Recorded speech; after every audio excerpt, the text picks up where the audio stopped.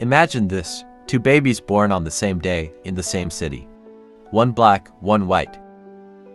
By the time they turn 30, the white child is 5 times more likely to own a home. They're more likely to have inherited wealth, more likely to have avoided poverty. Is that because they worked harder? No, it's because one of them is still climbing out of a ditch this country spent 400 years digging.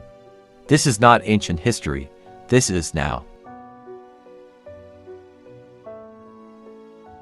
Welcome to the legacy of Jim Crow, of redlining, of racist housing policy.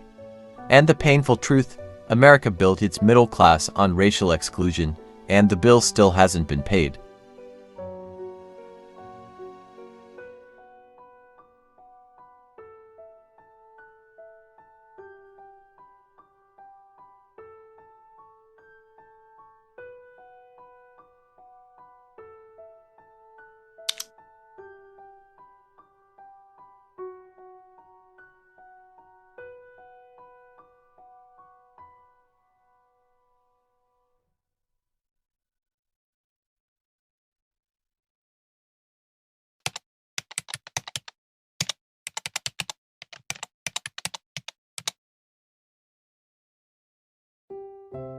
After the Civil War, slavery ended on paper, but freedom never came for free.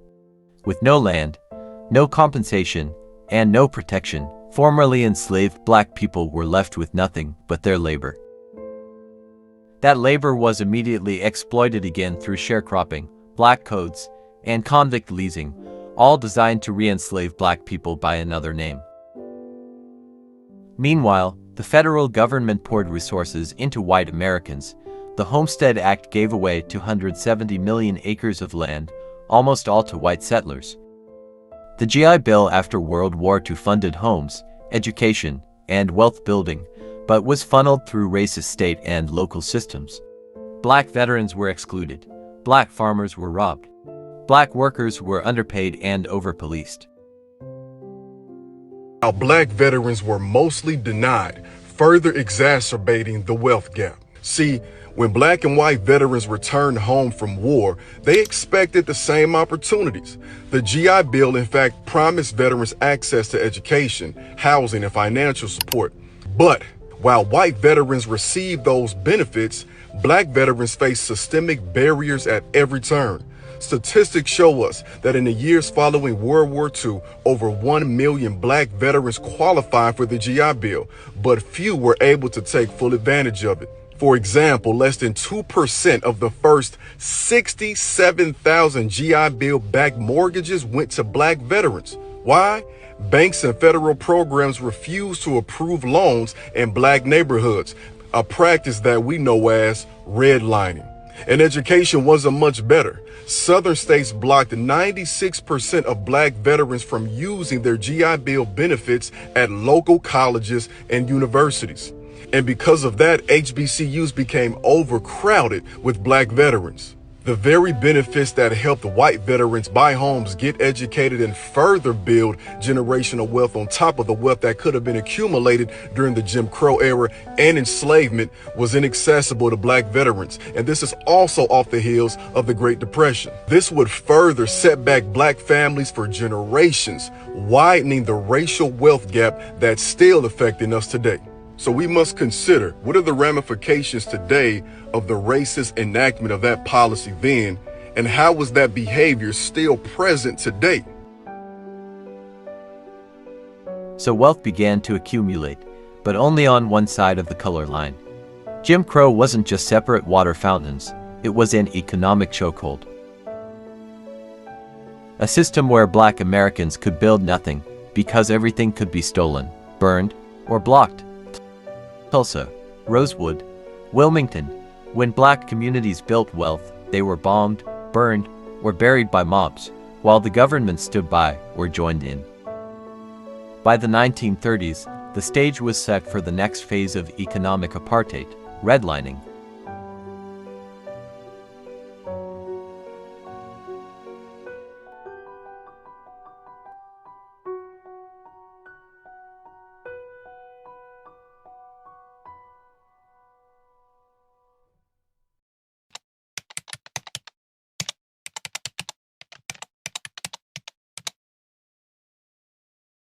Each April, we celebrate National Fair Housing Month. It's a time to reaffirm our commitment to ending housing discrimination.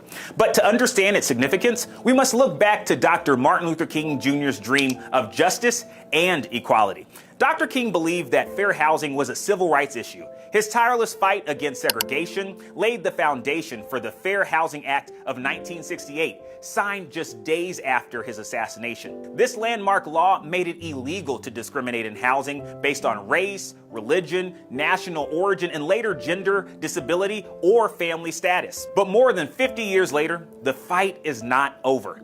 Communities of color still face barriers like higher mortgage rates, lower home values, and rental discrimination. Fair housing is about more than just where we live. It's about access to good schools, healthcare, and economic opportunity for everyone. As we honor Fair Housing Month, we must continue Dr. King's legacy, demanding equal housing opportunities for all. Because where you live should not determine if you thrive.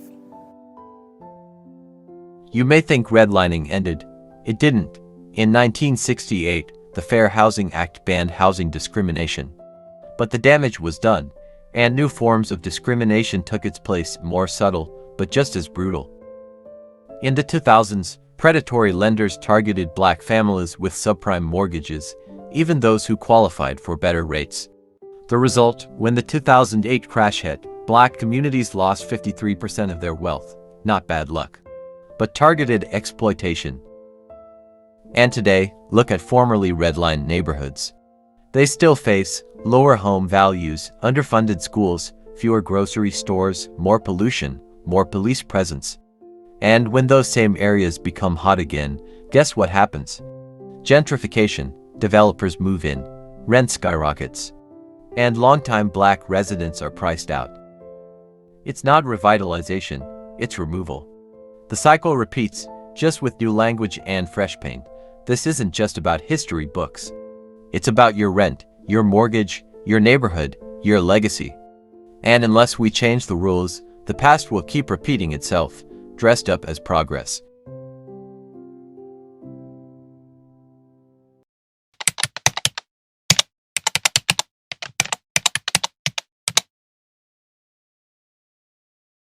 Let's talk redlining. In 1933, during the Great Depression, the federal government created the Home Owners Loan Corporation (HOLC) to refinance mortgages. Sounds helpful, right? But behind the scenes, HOLC was drawing up maps, color-coded to show which neighborhoods were safe for investment. Green equals best, blue equals still good, yellow equals declining, red equals hazardous. What made a neighborhood hazardous? Not crime, not poverty, race. If black families lived there, even one, the neighborhood was marked red, Redland, and that label became a financial death sentence. Banks refused loans, investment vanished, home values sank. Black families were locked out of the American dream, not by bad decisions, but by deliberate federal policy. Even middle-class black families couldn't escape. They were boxed into overcrowded, underfunded urban areas, often paying higher rates for worse housing. While white families moved to suburbs, bought homes, and watched their wealth grow. And it wasn't just banks. Real estate agents, insurance companies, local governments, all played their role, working together to build a system where opportunity had a color code.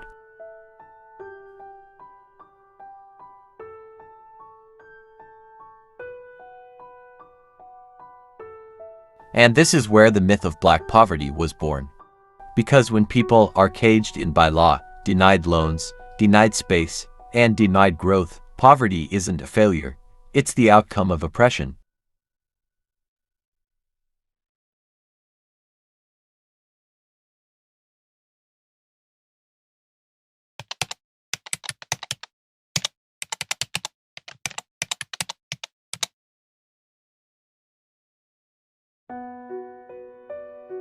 Let's be clear, this didn't happen by accident, and it won't be fixed by silence. If racist policies built these gaps, then anti-racist policies must repair it.